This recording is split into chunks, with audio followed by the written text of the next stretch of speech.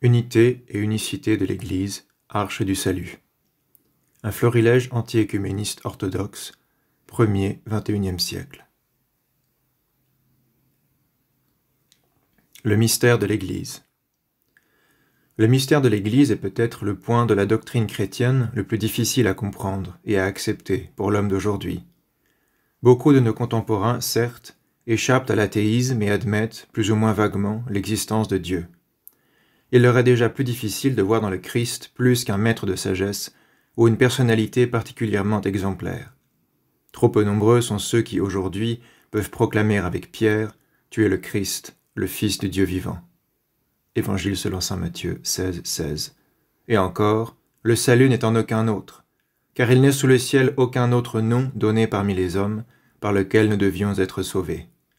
Actes des Apôtres 4, 12. Mais il leur est encore plus difficile, même lorsqu'ils reconnaissent dans le Christ le Fils de Dieu par nature et l'unique Sauveur, d'admettre la nécessité de l'Église. Pour beaucoup, l'Église constitue une difficulté insurmontable. Même parmi les chrétiens orthodoxes, croyants, pratiquants, il en est sans doute plus d'un qui ne réalise pas toute l'importance de l'Église, qui ne lui accorde pas sa juste place dans sa vie spirituelle. Archimandrite Placide de Seye, Certitude de l'invisible, chapitre 9. Préambule A, extrait d'une lettre à un père attonite au sujet de l'écuménisme. Mon père, je me dois sans doute de vous rassurer un peu par des paroles plus balancées et positives, et d'abord vous dire que je ne quitterai jamais, au nom de quoi que ce soit, la Sainte Église catholique et apostolique, qui est, comme vous le dites bien, la source de la grâce. Tous les saints que j'admire sont de cette Église, et n'ont jamais pensé une seule seconde en sortir au profit d'un schisme quelconque. Ils auraient préféré souffrir le martyre plutôt que d'être des schismatiques, c'est-à-dire des déchireurs de l'unique tunique du Christ. Je vous ai cité saint Justin de Celier, saint Païsios l'Atonite, saint Gabriel de San Tavro, saint Jean de Shanghai de San Francisco. Je pourrais citer encore saint Nectaire d'Égine ou saint Hilarion Traïtski de Vierey. Tous sont des saints de notre chère et sainte Église, et tous des modèles pour notre vie spirituelle, dans leur compassion pour les hommes, tout comme dans leur fermeté dans la foi qui sauve les hommes. Je suis en train de lire la très belle correspondance de saint Cyprien de Carthage, et je me sens bien plus proche de lui que des ésotéristes de l'Écoffe, ou des Guénons et consorts, ou encore des schismatiques vieux calendaristes, etc. Le combat pour l'Église n'est beau que lorsqu'il est mené dans l'Église. C'est un péché grave que de déchirer le corps du Christ, même si bien sûr il demeure toujours indivisible et nécessairement un et unique.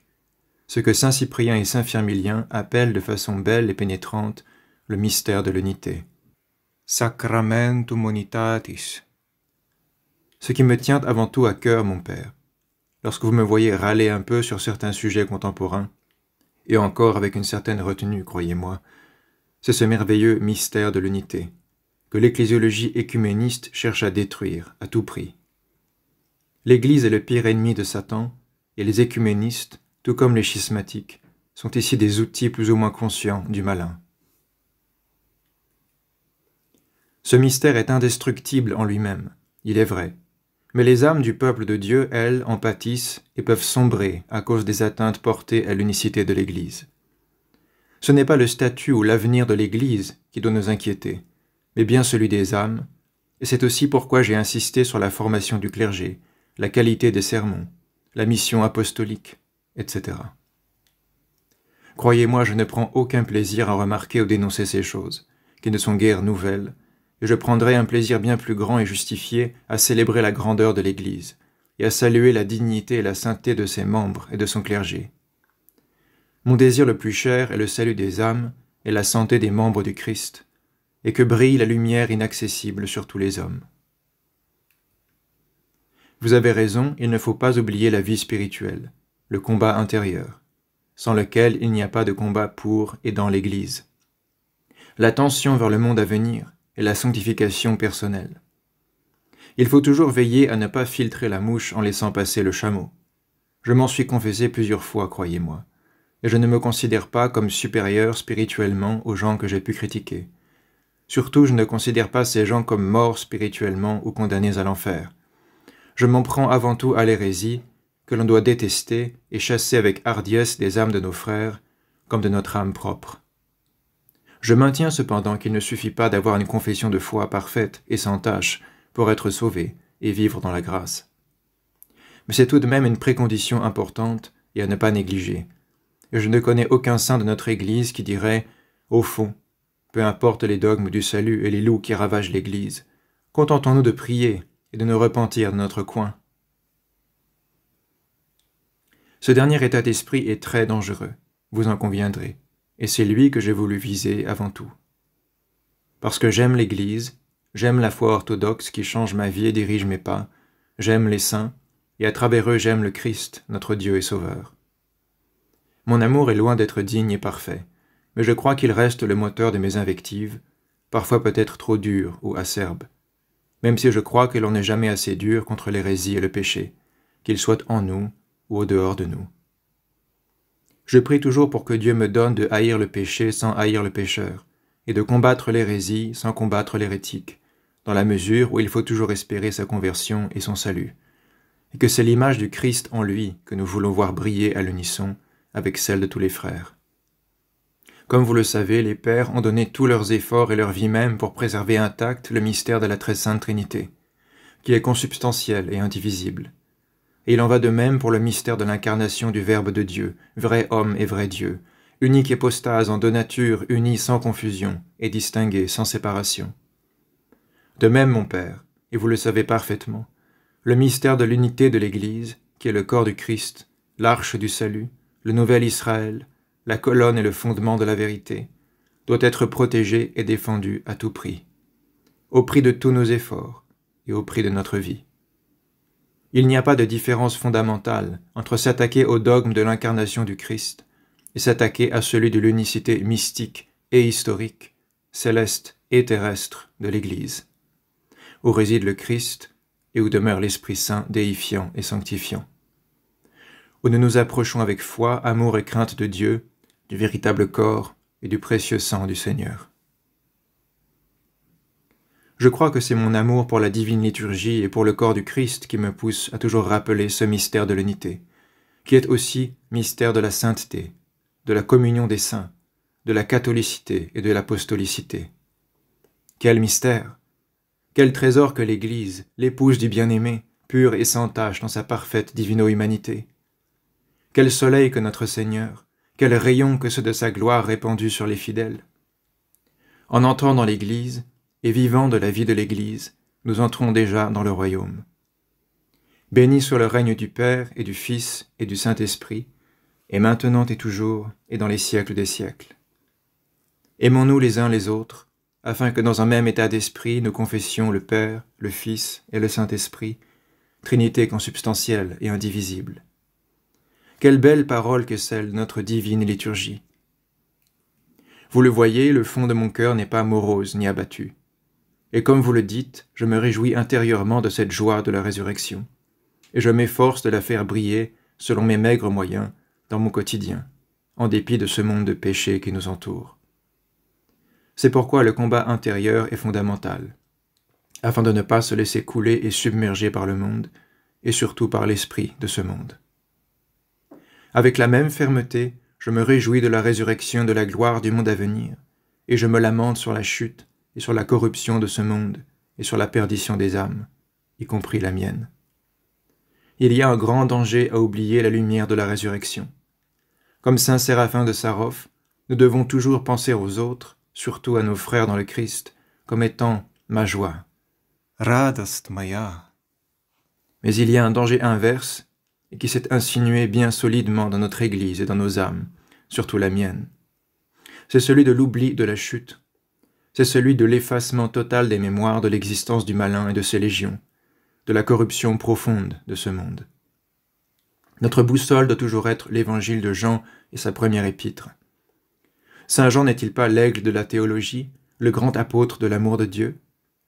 Et pourtant, Saint Jean n'est-il pas aussi le grand prophète du combat spirituel, du discernement des esprits, de la vigilance envers l'Antichrist et ses nombreuses préfigurations? L'amour de Dieu est-il possible, pour saint Jean, sans la dénonciation des esprits pervers et le combat contre l'esprit de ce monde?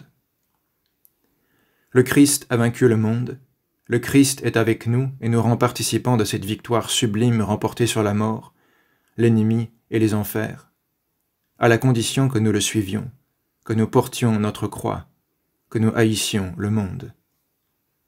Et cela, mon Père, n'est-ce pas aussi un grand danger? Ne sommes-nous pas des amants du péché et de la corruption? Bien sûr, et c'est en partie inévitable, mais du moins la Sainte Église et les saints sont là pour nous rappeler les critères du salut, qu'il nous faut désirer la gloire éternelle du monde à venir et combattre contre les esprits du mal qui sont en ce monde et qui le polluent par leurs œuvres, utilisant nos frères et nous-mêmes comme de complaisants outils de ces manœuvres de mort. Tant que nous avons ce critère, nous pouvons nous relever et tendre vers le salut. Mais le drame, mon Père, c'est quand ce critère même est complètement oublié ou totalement occulté par la sécularisation actuelle.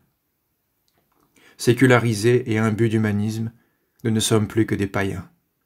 Des païens qui faisons semblant d'être des disciples du Christ. Nous prenons ce monde de mort pour le monde à venir, et ne nous occupons plus d'écologie ou de dialogue œcuménique que du salut des âmes, y compris la nôtre. Le danger du zélotisme fanatique est bien réel, bien qu'il faille le définir précisément et sans mettre dans le même panier ceux qui sont simplement ardents pour la foi et refusent de devenir tièdes, de peur d'être vomis de la bouche du Seigneur. Trop de gens aujourd'hui traitent de fanatiques et de zélotes des fidèles pieux et honnêtes qui ne font que rappeler la foi du Christ, des apôtres et des pères. Indirectement, ces gens traitent le Christ lui-même, les apôtres et les pères de fanatiques et de zélotes. Mais ce danger de la droite me semble assez réduit quantitativement comparé au danger de la gauche, qui est clairement dominant et qui fauche réellement beaucoup d'âmes dans le monde entier. La droite est aussi détestable que la gauche, et les deux combattent finalement contre l'Église et contre le salut des âmes. Mais je dois avouer que l'écuménisme et le relativisme ecclésiastique et dogmatique est le danger numéro 1, et concerne le plus grand nombre de personnes de nos jours. C'est pour cette raison que j'y porte plus d'attention, et non parce que je refuse de voir l'autre danger. Cet autre danger est plus élitiste et touche un petit nombre de fidèles. Il n'est pas représentatif, et il constitue en grande partie une réaction naturelle face au danger principal, celui de la dislocation de la prédication de la vraie foi et du mystère de l'Église. Quel moine orthodoxe, même le plus imperméable aux affaires du monde, et le plus retiré des remous de l'actualité ecclésiastique, peut souffrir dans son cœur une telle atteinte portée à la Sainte Église du Christ? Quel orthodoxe sincère et pieux ne voit pas qu'en détruisant le mystère de l'Église, on veut détruire le Seigneur lui-même? Saint Ignace d'Antioche, reprenant l'Évangile, appelait les docétistes des loups habillés de peau de brebis. Les écuménistes d'aujourd'hui ne sont-ils pas aussi les docétistes d'aujourd'hui? Ne renient-ils pas au Christ son corps? N'annihilent-ils pas, par leur doctrine perverse, l'incarnation du Seigneur, laquelle se continue dans la sainte et seule véritable Eucharistie? Ne font-ils pas du Seigneur un ectoplasme sans peuple et sans troupeau, et de sa sainte maison une épouse mi-vierge, mi-prostituée, mi-immaculée, mi-fangeuse, qui tient à la fois de Dieu et de l'adversaire? J'espère que vous comprenez la nécessité de ces paroles crues et dures à supporter. J'espère que vous voyez que ce n'est pas seulement à cause de mon égoïsme et de mon statut de pécheur impénitent que je dis ces choses, mais parce que j'aime l'Église, j'aime la sainteté de la maison de Dieu, et la gloire et la puissance de son sanctuaire. Pour les mêmes raisons, je refuse de donner gain de cause aux schismatiques et aux pharisiens experts de la tradition, mais qui ne manifestent pas cet amour dans les œuvres, cette lumière dans la vie liturgique et la vraie théologie, cet abord du cœur.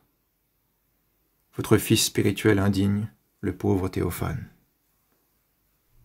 Oh